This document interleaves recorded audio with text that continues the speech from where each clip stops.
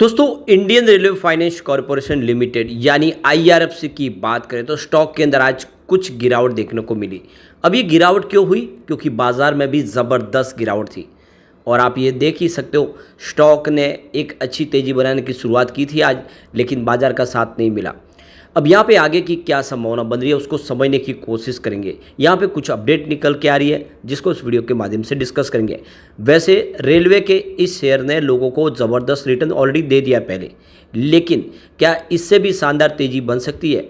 क्योंकि जो 25 रुपये के आसपास का जो शेयर था जो सरकार ने आईपीओ के माध्यम से दिया था वो इस समय 160 के आसपास है और कितना पोटेंशियल है इसमें बढ़ने का जानने की कोशिश करेंगे। दूसरी तरफ अगर हम रेल विकास निगम लिमिटेड की बात कर लें तो यहाँ पे कुछ अच्छी गुड न्यूज़ निकल के आ रही है। रेल विकास निगम लिमिटेड ने भी बहुत ही ज़बरदस्त रिटर्न दिया है। 30 रुपीज़ के आसपास जो स्टॉक था वो डेढ़ साल में देखे तो ज़बरदस्त दौड़ चुका है। आने वाले समय क्या संभावना बनेगी जानेंगे इस वीडियो के माध्यम से। लेकिन फ्रेंड उससे पहले अगर आप पहली बार हमारे चैनल पे आए तो चैनल को सब्सक्राइब कर दीजिए, एक बेल आइकॉन दबा दीजिए ताकि जब भी नया वीडियो बने पहला नोटिफिकेशन आपको मिले। वीडियो पसंद आए तो लाइक से जरूर कीजिए। चलो फ्रेंड्स वीडियो स्टार्ट करते हैं। मैं हूँ आपका दोस्त एस.बी. दवे और हमारे अपने चैनल ऑनलाइन कमाई में आपका बहुत बहुत स्वागत है। तो सबसे पहले आईआरएफसी की बात कर ले तो स्टॉक की शुरुआत तो पॉजिटिव हुई 159 पर और इसके पीछे वजह भी है कि बाजार की शुरुआत भी 300-400 पॉइंट की तेज़ी के साथ हुई थी। उसके बाद में क्लोजिंग जो है वो कमज़ोर रही है तो इंट्राडे में 160 का इसने हाई बनाया, ये सबसे बड़ी बात है और लो जो है वो 155 के आसपास है। तो अगर बाजार ने साथ दिया होता तो ये 160 के ऊपर जा सकता था, लेकिन बाजार की कमजोरी की वजह से नीचे तब 1.13% की गिरावट के साथ इसने क्लोजिंग दी 157 पर। अब इसकी परफॉर्मेंस को देखें तो 25 अप्रैल को स्टॉक 150 के आसपास था जहाँ पे 0.8% की तेज़ी बनी। 26 अप्रैल को स्टॉक ने एक ज़बरदस्त दौड़ लगाई, स्टॉक 158 पर पहुंच गया 5.2% की शानदार तेज़ी के साथ। 29 अप्रैल को स्टॉक की क्लोजिंग 160 के आसपास रही जहाँ पे 1.8% की फिर से अच्छी तेज़ी बनी।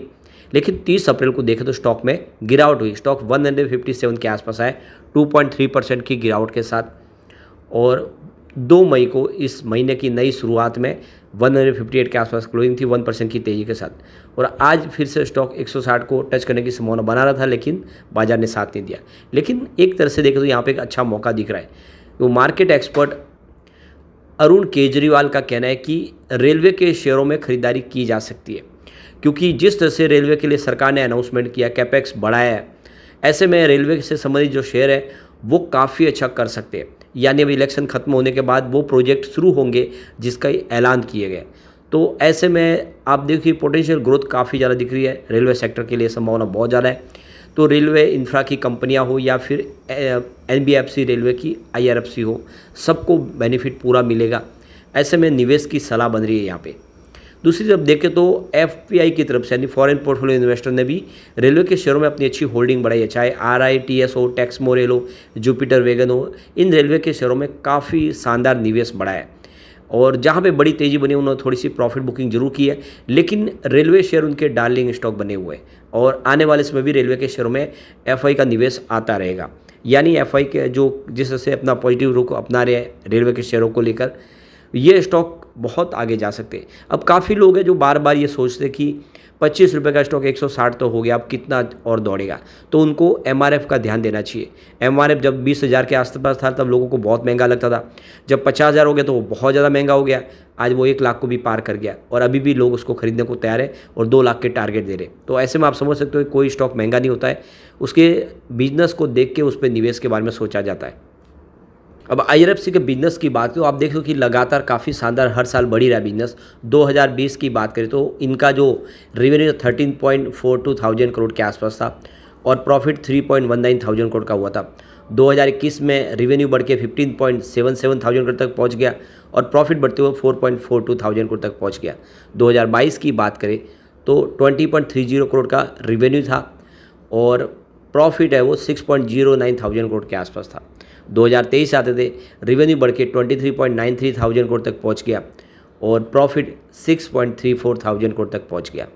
तो क्लियरली आप देख सकते हो कि चाहे रेवेन्यू हो या प्रॉफिट दुगना हो चुका है पिछले 2-3 सालों में, जो ये इशारा कर रहा है कि ये स्टॉक कमाल कर सकता है। अब कुछ बड़ी डील हुई, उन डील को भी एक बार डिस्कस कर लेते हैं। तो यहाँ पे देखो सुबह 9:15 पर 160 की प्राइस से 2,48,000 शेयरों की एक बड़ी खरीदारी हुई। उसके बाद 9:21 पर 159 की प्राइस से 2,48,000 शेयरों की एक बिकवाली हुई।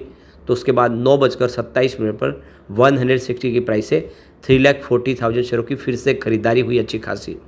उसके बाद 10:19 पर 159 की प्राइस से 2,79,000 शेयरों की एक बिकवाली हुई। और उसके बाद 10:49 पर 157 की प्राइस से 2,57,000 शेयरों की फिर से एक बिकवाली हुई। फिर 11:35 पर 156 की प्राइस से 2,85,000 शेयरों की एक बिकवाली और हुई। उसके बाद 1:51 पर 155 की प्राइस से 4,55,000 शेयरों की एक खरीदारी हुई। तो ये क्लियरली आप समझ सकते हो कि इस गिरते बाजार में भी बड़े फंड हाउस ने खरीदारी की है। तो ये आने वाले समय एक तेज़ी का संकेत दिख रहा है, निवेश इस समय किया जा सकता है। अब अगर हम रेल विकास निगम लिमिटेड की बात कर ले तो आज क्लोजिंग 283 पर रही, 1.85% की गिरावट देखने को मिली। वैसे इंट्राडे में स्टॉक 290 तक जाके आया, यानी काफ़ी अच्छी तेज़ी बनी और आज अगर बाजार ने साथ दिया होता तो ये 300 के टारगेट को दिखाने की ताकत रखता था, लेकिन बाजार नीचे लेवल से देखे तो गिर गया, स्लिप हो गया।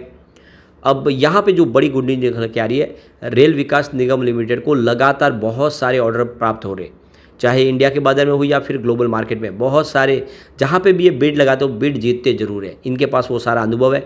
तो ईस्टर्न रेलवे की तरफ से भी इनको टेंडर के माध्यम से एक बड़ा प्रोजेक्ट मिल चुका है। तो यहाँ पे ईस्टर्न रेलवे की तरफ से इनको एक बड़ा प्रोजेक्ट मिला है जो कंस्ट्रक्शन करना है Sitarampur bypass line under Asansol division के अंदर। और इस प्रोजेक्ट की टोटल कॉस्ट है 390.97 करोड़ और इस प्रोजेक्ट को ये कंपनी को 24 महीने में पूरा कंप्लीट करके देना है। यहाँ पे देख सकते हो कि इससे पहले देखो 29 अप्रैल को KRDCL और RVNL ने मिलकर एक जॉइंट वेंचर्स के माध्यम से एक LOA प्राप्त किया है 438.95 करोड़ का, जिसमें साउथर्न रेलवे की तरफ से इनको रीडेवलपमेंट का प्रोजेक्ट मिला है त्रिवेंद्रमपुरम सेंट्रल रेलवे स्टेशन का, और पूरा का पूरा ये प्रोजेक्ट कंप्लीट करना है। तो बहुत सारे प्रोजेक्ट जो कंपनी को लगातार मिल रहे हैं। इससे पहले 24 अप्रैल को भी इन्होंने एक जॉइंट वेंचर्स के माध्यम से यहाँ पे 438.95 करोड़ का प्रोजेक्ट पाया है। तो काफ़ी प्रोजेक्ट जो कंपनी लगातार मिल रहे हैं और अब कंपनी का 15 मई को रिजल्ट भी आने वाला है। रिजल्ट बेहतर रहने की पूरी उम्मीद है क्योंकि पिछले रिजल्ट भी काफ़ी शानदार रहे थे। तो फिर आप समझ सकते हो कि एक शानदार तेज़ी यहाँ पे आती हुई दिखाई दे सकती है। तो रेल विकास निगम लिमिटेड भी अभी खरीदारी का मौका बनता है। आप ये देख ही सकते हो कि आप देखो मेट्रो के प्रोजेक्ट वो भी इनके पास है। इसके अलावा कंपनी यहाँ पे वंदे भारत स्लीपर ट्रेन भी बना रही है जो बहुत जल्द शुरू होने जा रही है। अब रिजल्ट की बात करें तो रिजल्ट पिछले काफ़ी अच्छे रहे 2020 में, जहाँ पे इनका रेवेन्यू 0.69,000 करोड़ के आसपास था और प्रॉफिट 0.12,000 करोड़ के आसपास था, जो 2021 में बढ़ के रेवेन्यू 0.70,000 करोड़ तक पहुँच गया और प्रॉफिट बढ़ते हुए 0.14,000 करोड़ तक आ गया। 2022 की बात करें तो यहाँ पे रेवेन्यू बढ़ते हुए 0.93,000 करोड़ तक पहुँच गया और प्रॉफिट 0.25,000 करोड़ तक आ गया, यानी लगातार बढ़ रहा है। जो 2023 आते हैं देख सकते हो कि जो इनका रेवेन्यू 1,000 करोड़ तक पहुँच गया और जो प्रॉफिट था वो थोड़ा सा कम हुआ, 0.22,000 करोड़ का कंपनी को प्रॉफिट मिला। तो 2023 में प्रॉफिट जरूर थोड़ा सा कम हुआ है लेकिन रेवेन्यू लगातार बढ़ा और ये आंकड़े उत्साहवर्धक है। इस बार रिजल्ट और बेहतर रहने की उम्मीद है। काफ़ी अच्छी इनके पास प्रोजेक्ट है, कम से कम 65,000 करोड़ के प्रोजेक्ट कंपनी के पास ऑर्डर बुक के हिसाब से दिखाई दे रहे हैं, जो इसके लिए एक बहुत बड़ा पॉजिटिव ट्रिगर है। ऐसे में IRFC और RVNL दोनों में ही आपको निवेश करना चाहिए। आने वाले समय ये आपको मालामाल कर देंगे।